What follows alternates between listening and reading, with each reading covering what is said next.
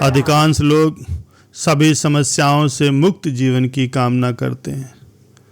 हालांकि ऐसा संभव नहीं है, लेकिन अगर संभव होगा भी तो ऐसा जीवन नीरस और उबाऊ हो जाएगा।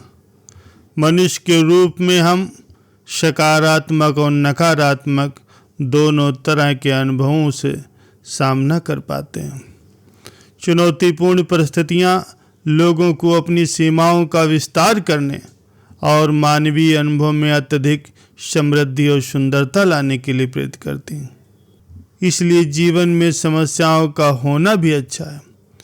कोई भी स्थिर समस्या तब बन जाती है जब हम उसको वास्तविक रूप में नहीं देख पाते। वस्तुतः हर चीज़ जो एक समस्या की तरह दिखती है वह समस्या होती ही नहीं। ये आप पर निर्भर करता है आप जिसे समस्या कह रहे हैं उसमें आप उलझ जाएं या उसे जीवन में सीखने और आगे बढ़ने के अवसर के रूप में लें। आज का सत्संग आपको संघर्ष से सफलता की ओर लेकर जाएगा। इसे सुनने के बाद आप भी इसे अपने जीवन में अप्लाई कर सकते हैं। प्यारे सज्जनों, बहुत समय पहले की बात है, एक गांव में एक किसान का परिवार रहा करता था। वो काफ़ी गरीब था। वो दिन भर खेतों में जाकर के काम करता, जिससे वो अपने परिवार का पेट पालता था। पहले तो काफ़ी अच्छी फसल होती थी, लेकिन इस साल कभी अधिक बारिश कभी अकाल के कारण उसकी सारी फसल खराब हो चुकी थी। ये सब देखकर वो किसान काफ़ी परेशान और दुखी रहता था। जब कुछ दिनों तक किसान अपने घर पर ही था तो उसके बीवी बच्चे भूखे ही सो जाते, क्योंकि उनके पास खाने का सिर्फ एक ही जरिया था, जो कि सिर्फ खेती था। अपने बीवी बच्चों को भूखे पेट सोता देखकर वो किसान बहुत ज़्यादा दुखी था। वो सोचने लगा कि अब क्या होगा, मैं क्या करूं? तभी वहां उसके सामने भगवान प्रकट हुए और भगवान उससे कहने लगे, तू इतना दुखी क्यों है? वो किसान बोला, भगवान, आपको खेतों के बारे में पता ही नहीं।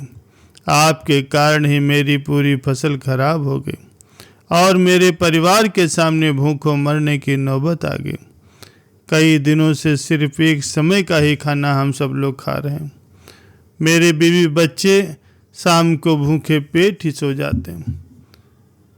आप सिर्फ एक साल के लिए मेरे हाथों में मौसम का कंट्रोल करने की शक्ति दे दीजिए, फिर देखना कोई भी किसान कभी भूखा नहीं मरेगा और सभी के खेतों में फसल लहराती रहेगी और खूब सारा अनाज होगा।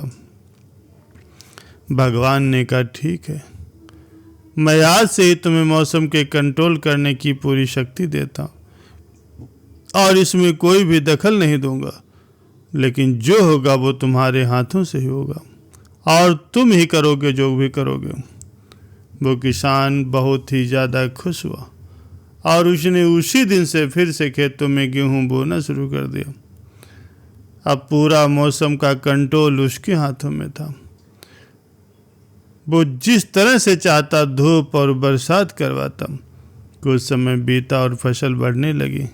किसान ये देखकर बहुत खुश हुआ, कहने लगा, भगवान, ये देखो मेरी फसल कितनी अच्छी हुई, इसका कोई मुकाबला नहीं। इतने सालों के बाद ऐसी फसल हुई जो पहले शायद कभी नहीं हुई। अब मैं बहुत खुश हूँ। कुछ समय और बीता, फसल पूरी तरह से बड़ी हो गई। जब फसल को काटने की बारी आई तो वो किसान बहुत खुश था।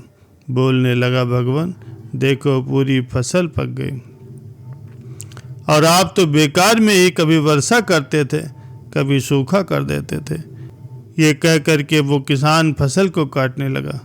तभी किसान ने बाली देखा तो उसके होश ही उड़ गए, क्योंकि गेहूं की बाली के अंदर तो गेहूं था ही नहीं। वो भगवान को कोसने लगा, पूछने लगा, प्रभु ये मेरी फसल को क्या हो गया? तभी भगवान वहाँ फिर से प्रकट हुए और बोले, तुम इस बार भी मुझे ही कोसोगे। इस बार तो मौसम का पूरा नियंत्रण तो तुम्हारे ही हाथों में था। सब कुछ तुमने अपने इच्छा के अनुसार किया। धूप, पानी, बरसात सब कुछ तुम्हारे हाथों में था, फिर भी तुम्हारे खेत में गेहूं का एक दाना भी नहीं उगा। जानते हो ऐसा क्यों हुआ? इसका कारण था तुमने अपनी फसलों को एक बार भी संघर्ष करने का मौका नहीं दिया। न ही तुमने उसे धूप में तपने दिया, और न ही जोरों की बारिश में सहने दिया, और न ही तूफान का सामना करने दिया। इस कारण से तुम्हारी सारी फसल खोखली हो गई। अगर गेहूं की फसल कड़ी धूप, बरसात और तूफान इन चुनौतियों का सामना करती, तब जाकर के उसमें एक नई शक्ति और नई ऊर्जा का संचार होता। वहीं से उनके गेहूं का दाना बनना शुरू हो जाता। बिना संघर्ष किए हर चीज़, चाहे वो इंसान ही क्यों न हो, कभी कामयाब नहीं हो सकता। प्यारे सज्जनों, इस जीवन में हर इंसान के लिए संघर्ष करना बहुत जरूरी है। संघर्ष करने से बहुत कुछ हासिल हो जाता है और हर इंसान में एक नया विकास का जन्म होता, चाहे वो किसी भी कार्य में क्यों न हो। संघर्ष बहुत जरूरी है। प्यारे सज्जनों, जब सोने के ऊपर हथौड़े से मार पड़ती, तभी उसे कोई आकार मिलता है, वरना वो किसी काम का नहीं होता। इसीलिए जीवन में संघर्ष बहुत जरूरी होता है। प्यारे सज्जनों, आशा करता हूँ आज का सत्संग आपको पसंद आया होगा। सत्संग सुनने के लिए आप सभी का बहुत बहुत धन्यवाद।